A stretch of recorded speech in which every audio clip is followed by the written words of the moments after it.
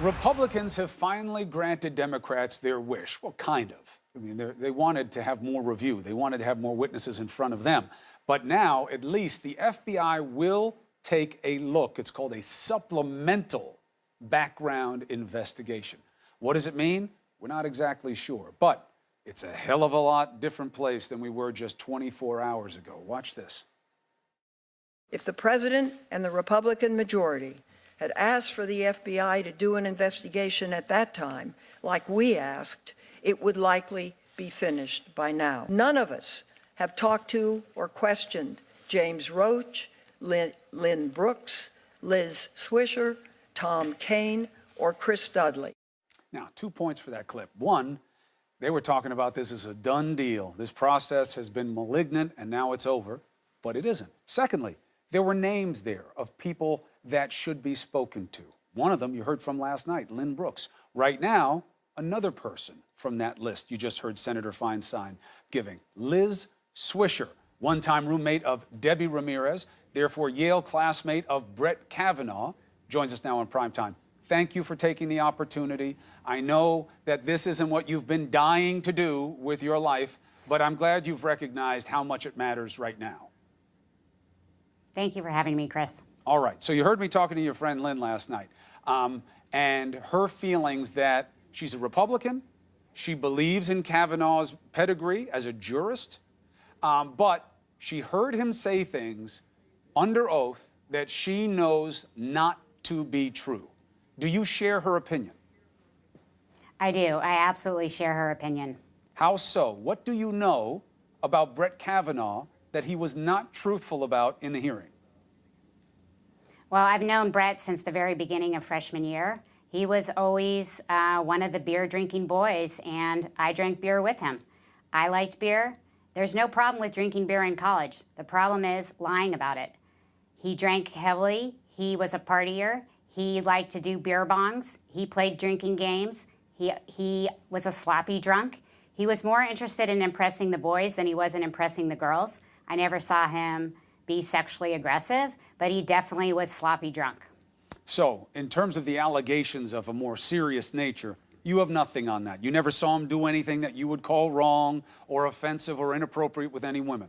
Good to note, out of fairness. However, his description of himself as, certainly in high school, I was about my church programs, going to church, studying, being number one, doing my sports teams. I didn't have sex in high school, didn't have sex for many years after that. Loved beer, but that's it, nothing to excess. You don't buy it? I don't buy it. I didn't, that's not the Brett I knew as soon as I met him in college. It's not the Brett I saw during 4 years at Yale. And I don't think many of his answers were credible. I really question any senator that believes the Ralph Club had something to do with his known weak stomach. I knew of no weak stomach. That's not what Ralphing means to any college kid. Yes, it usually means that you're just throwing up from drinking too much, in general. Exactly. There were a lot of things that he explained in a way that didn't meet with a lot of people's expectations. Let me ask you something, though. If he is lying about how much he liked drinking and whether or not he got drunk a lot, if he is not telling the truth about that, do you think that that is disqualifying for him in this Absolutely. That's perjury. He was under oath.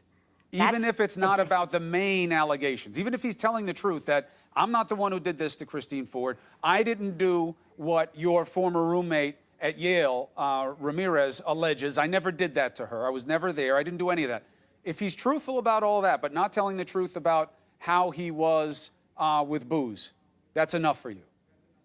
That's enough for me. If he had said, I would have stayed on the sidelines if he had said, I drank to excess in high school, I drank to excess in college, I did some stupid things, but I never sexually assaulted anybody. That I would have stayed on the sidelines for. I didn't have any credible evidence to the contrary. But to lie under oath, to lie about that, then what else is true? To blur, in the highest position in the judiciary in our land, to not know the difference between truth and lies. That's just terrible. It's not about women versus men. It's not about Democrats versus Republicans. It's about the integrity of the Supreme Court. Now, I'm not asking you about what Ramirez alleges because you've already said you don't know anything about that. You were her roommate, but you weren't present. You hadn't heard about it at the time. You don't know anything about it.